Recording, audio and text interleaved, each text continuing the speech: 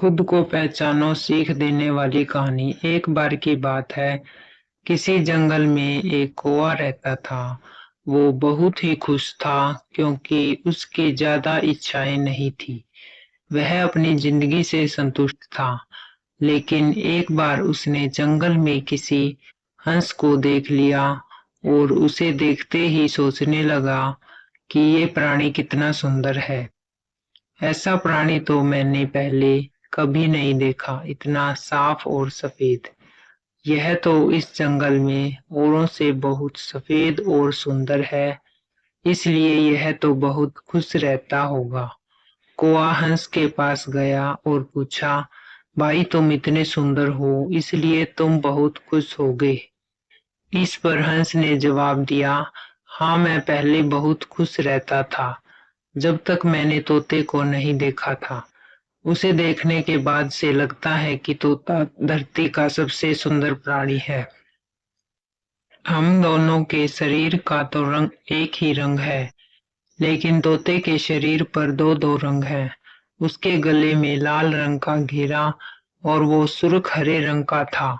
सच में वो बेहद खूबसूरत था। अब कौवे ने सोचा कि हंस तो तोते को सबसे सुंदर बता रहा है, तो फिर उसे देखना होगा। कौवा तोते के पास गया और पूछा, भाई तुम दो दो रंग पाकर बड़े खुश होगे।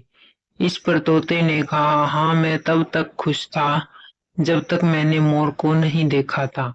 मेरे पास तो दो ही रंग हैं, लेकिन मोर के शरीर पर तो कई तरह के रंग हैं। अब कोई ने सोचा, सबसे ज्यादा खुश कौन है, और यह तो मैं पता करके ही रहूंगा। इसलिए अब मोर से मिलना ही पड़ेगा। कोई ने मोर को जंगल में ढूंढा, लेकिन उसे पूरे जंगल में एक भी मोर नहीं मिला।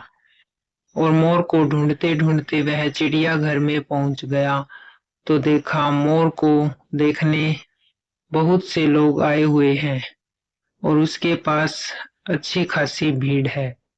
सब लोगों के जाने के बाद कोई ने मोर से पूछा, भाई तुम दुनिया के सबसे सुंदर जीव हो और रंग बिरंगे हो। तुम्हारे साथ लोग फोटो खिंचवा रहे थे, तुम्हें तो बहुत अच्छा लगता होगा, और तुम तो दुनिया के सबसे खुश जीव होगे। इस पर मोर ने दुखी होते हुए कहा, भाई अगर सुंदर हूं तो भी क्या फर्क पड़ता है। मुझे लोग इस चिड़ियाघर में कैद करके रखते हैं, लेकिन तुम्हें तो कोई चिड़ियाघर में कैद करके नहीं रखता, और तुम जहां चाहो अपनी मर्जी से घूम फिर सकते हो। इसलिए दुनिया के सबसे संतुष्ट और खुश जीव तो तुम्हें होना चाहिए, क्योंकि तुम आजाद रहते हो। कौवा हैरान रह गया, क्योंकि उसके जीवन की अहमियत कोई दूसरा बता गया।